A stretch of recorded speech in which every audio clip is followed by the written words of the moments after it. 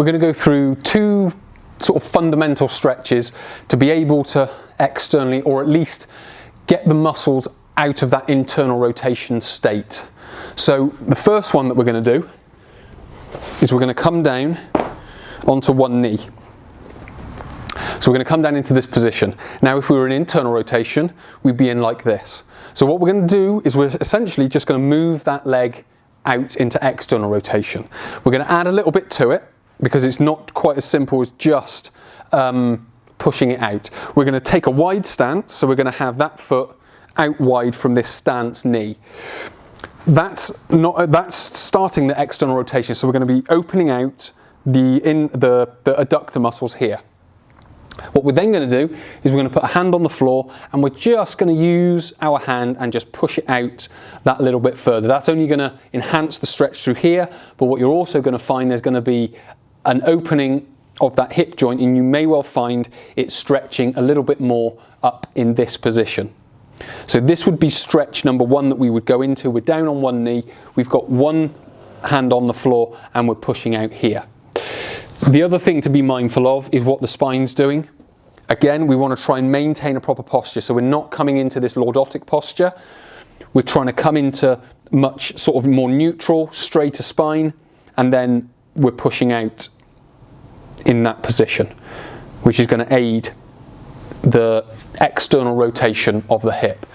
Now this type of stretch is a little bit more mild, so you may find this stretch a little bit easier to do than the next stretch that we're going to do, because the next stretch is a little bit more extreme when it comes to external rotation. So what I'm going to do is I'm going to show you, let's just say, the most extreme version of this one, and then we'll talk about some ways in which we can minimize how extreme it is.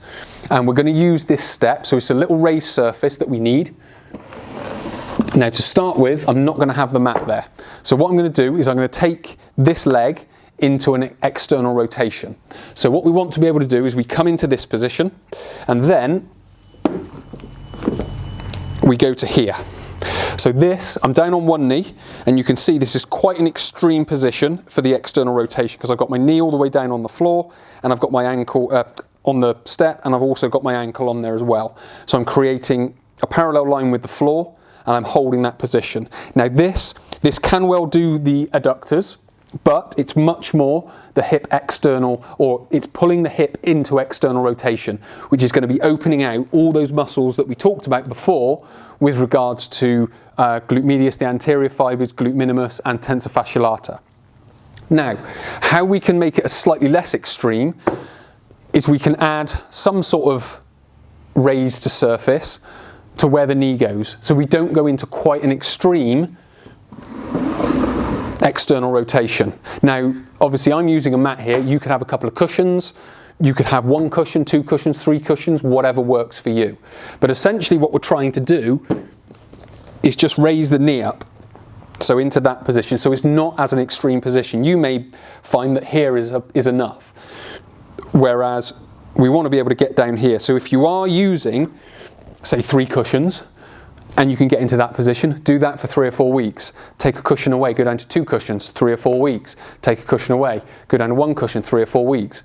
Then finally go onto the step on its own, 3 or 4 weeks. And then you'll find that you're opening out those muscles, which will take you out of that internal rotation.